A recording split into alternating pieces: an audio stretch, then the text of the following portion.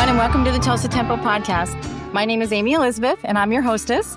We're coming to you from the beautiful Blue Couch Studios, located right on Studio Row, right across the street from the legendary Church Studios.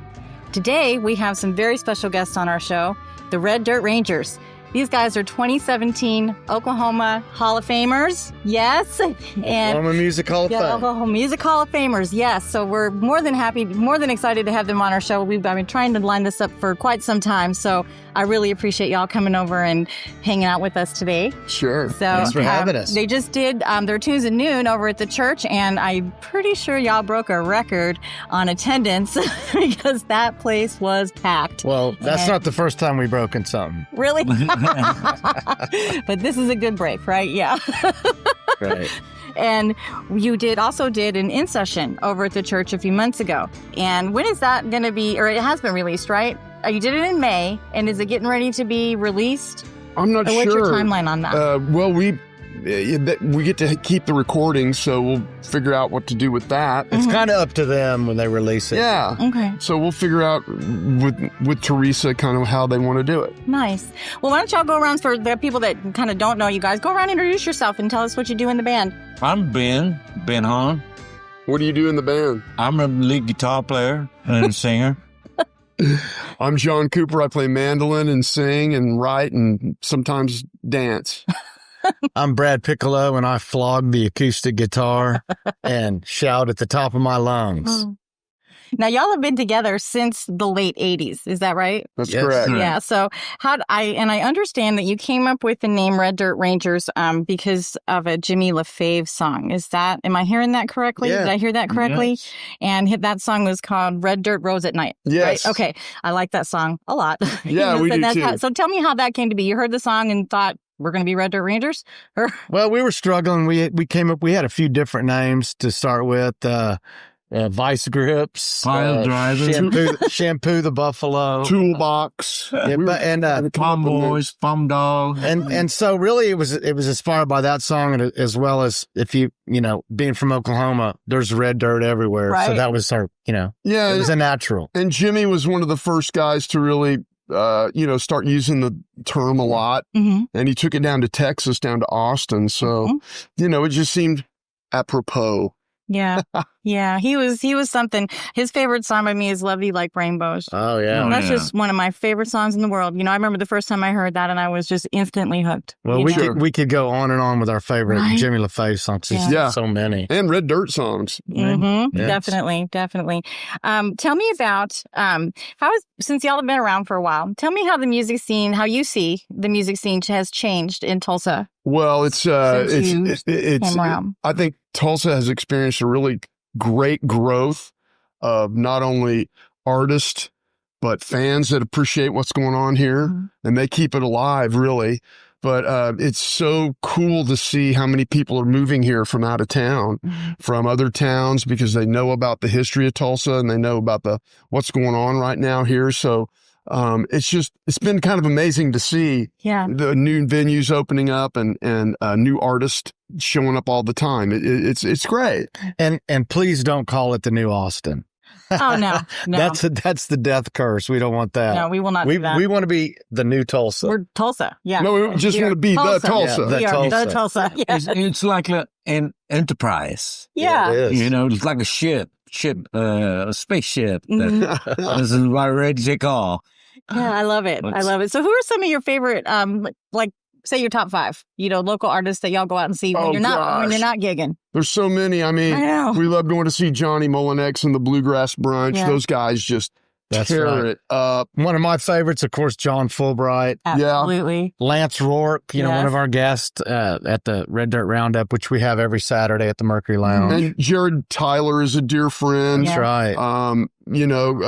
He's great to watch and listen to. He's got such great songs. Yeah. Josh Westbrook and Cassie Latshaw. Paul Benjamin. Yes. I mean, the list goes on. Yeah, Paul there's so Benjamin right in many. the back. If we left anybody out, it would take us an hour to I know it, complete that man. list, There's so. just so many. It's amazing. It's amazing how much talent's in this town. Yeah. The style of music also is a little more different than each other, Mm-hmm. Yeah. bands-wise. Yeah. We talked about this on our last show. We how Jared Tyler told me one time when I was talking with Chris Combs, and Jared Tyler said to me right when I first started getting around the scene that Tulsa, he said someone told him that Tulsa is like just this big melting pot, where everybody plays together and everybody wants everybody to do good. Sure. He said this artist told him that other cities that he'd been to, it's like a can opener, trying to get in, Right. it's real cutthroat and backbiting. He said, but Tulsa is not like that. And I think that is reflected, with y'all, because you guys play with everybody, and you have so many guests that come. I mean, John Fulbright plays with you guys on a regular. Oh, yeah. I mean, I've seen it and it's amazing, but I don't see a competition. Have you ever seen that in Tulsa? No, never has. It's always kind of been like that. Yes, it has. And it goes back to Stillwater, our Stillwater days too. At the farm? At the farm. Yeah, talk about that. That's where Red Dirt music started, at a place called the Farm. And Willie's was. Yeah, Willie's was the bar in town. The Farm was the place out of town.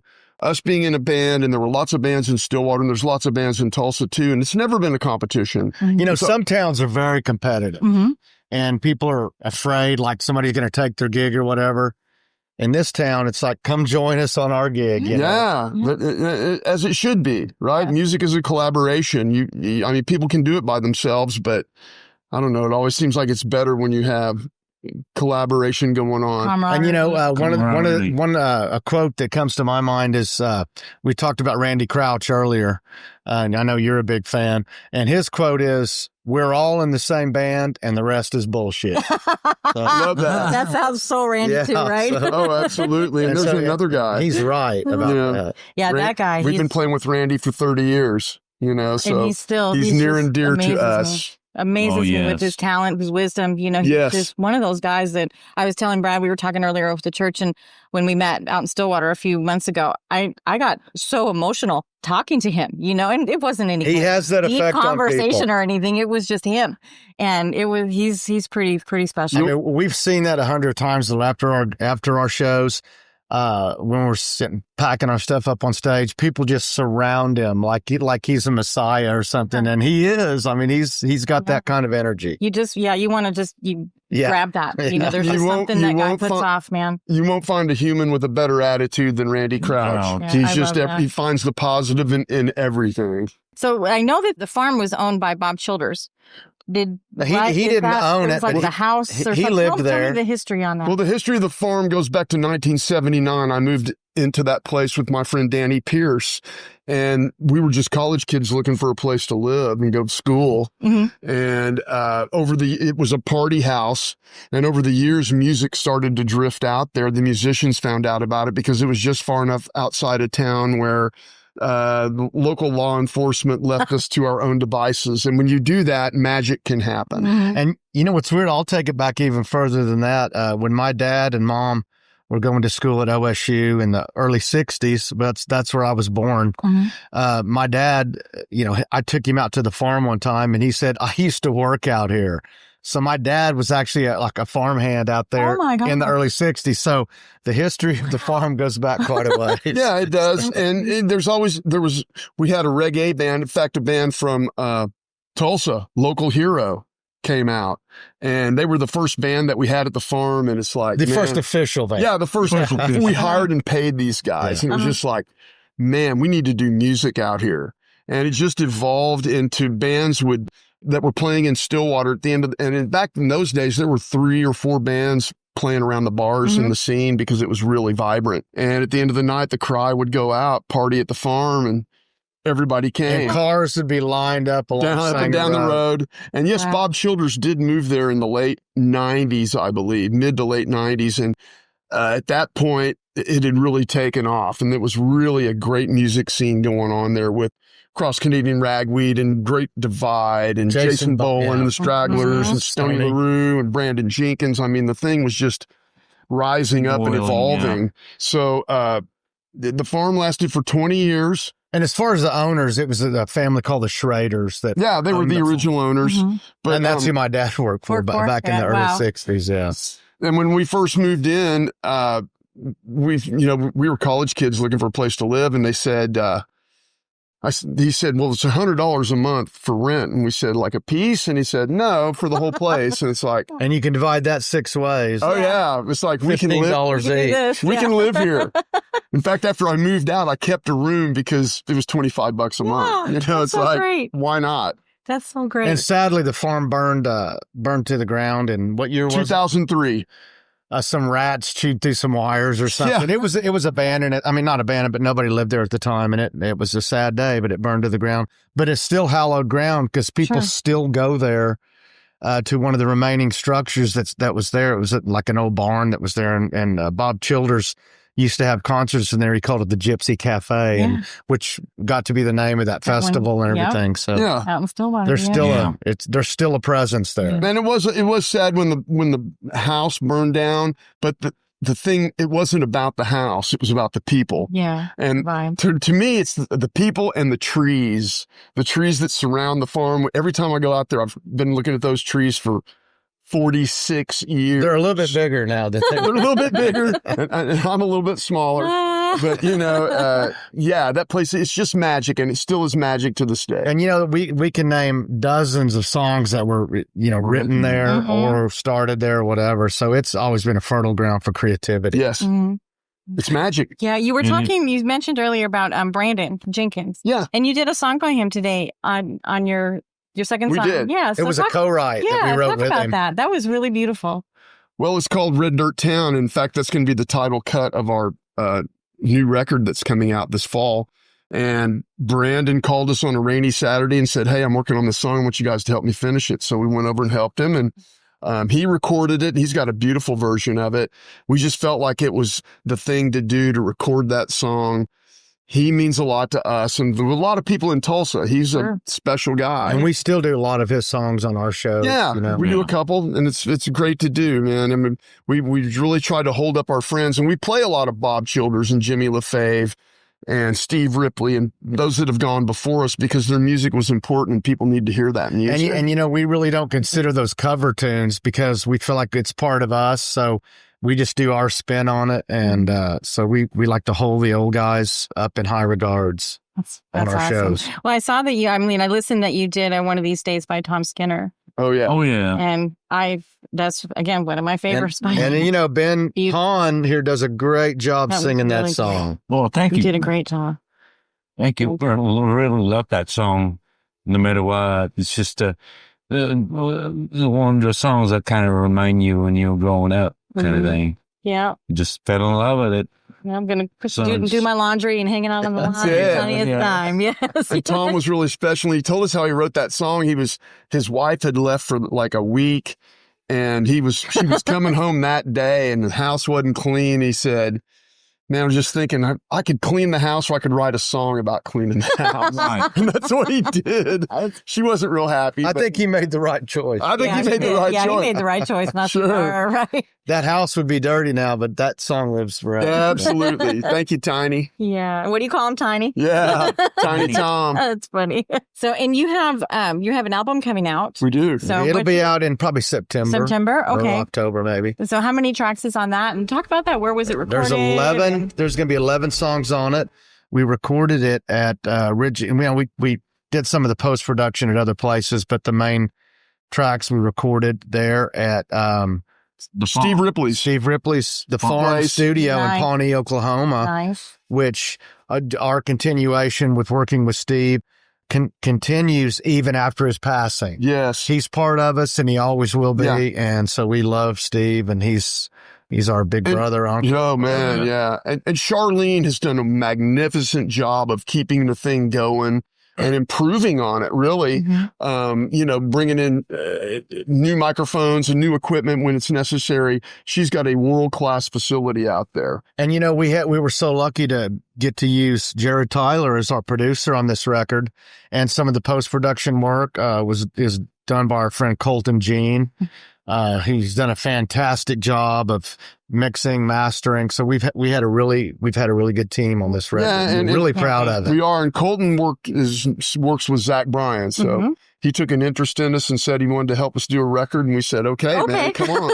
No problem. So it's been fun. We need all the help we can get. Yes. Is that song Lighten Up, the one that you wrote with Don Morris, is that on the new album? Yes. Yeah. So in fact, it's the single about a year ago. Yeah, it's the single that's out right now. And Don and I wrote that song not long before he found out he was sick. And so it was like one of the last songs he ever wrote. And he did a great job on it. So thank you, Don Morris. Yeah. Helping us write that. Uncle Don. Yeah. We miss him. Yeah. It's hard to lose him, man. We lost a lot last year. I know. We lost a lot of players. Yeah. And it's happening way too often. Yeah. So somebody stop it. Well, it ain't stopping. We were talking one night. At least slow down. I was talking with Jesse Aycock and John Fulbright, and we were saying we were at David Teagarden's memorial. And it's like, we're almost just kind of getting tired, going to these things. It's like when we were younger, we were invited to a lot of, weddings, baby showers, graduations, and now that we're older, it's like now we have retirement parties and things like this. Yes. I don't know how I feel about that. Well, it's life, and that's just the way it is. It's great to see everybody come together, and it's great to see all the love, but damn, Yeah, I know. And when things like that happen, the funerals and memorials, it just goes to show you the family atmosphere that this music scene has, and it's just deep. Yeah. It's the only way I can put it. It is. We don't live forever. Nope. No. Nobody does. Nope, but our music will live forever, and that's what keeps us going, Yeah. Yeah. So you guys aren't tired. You don't never get tired of playing. Don't ever want to go to not do a gig because you're tired, exhausted, because you just did a Colorado run and that looked like it was a lot of work. For me, it's the opposet of getting tired. Yeah. It picks us up. I mean, and what are we going to retire from? We made a little tired. We made a little tired. But we're not. Yeah, Colorado was great, and we've been going up there for 30 years. So. I saw the photo of the half-naked Rangers of y'all in the creek. Oh, yeah. Goodness. Well, well, you should see the ones that didn't make that. Well, you had some people come from Tulsa to come see you. You did. There was a bunch of Okies. Layton was sitting in on the bass for a couple shows. Yes. And, a lot of local. And we want to say stay tuned because we've got a special announcement that we're going to be making soon about next year's tour of Colorado, and we're very excited about it. So and you'll be the first ones to know when we release that information. Okay, that works. So tell us about where we can find y'all on the socials. Oh, we're everywhere. Instagram, Facebook, TikTok, YouTube. We have a YouTube channel.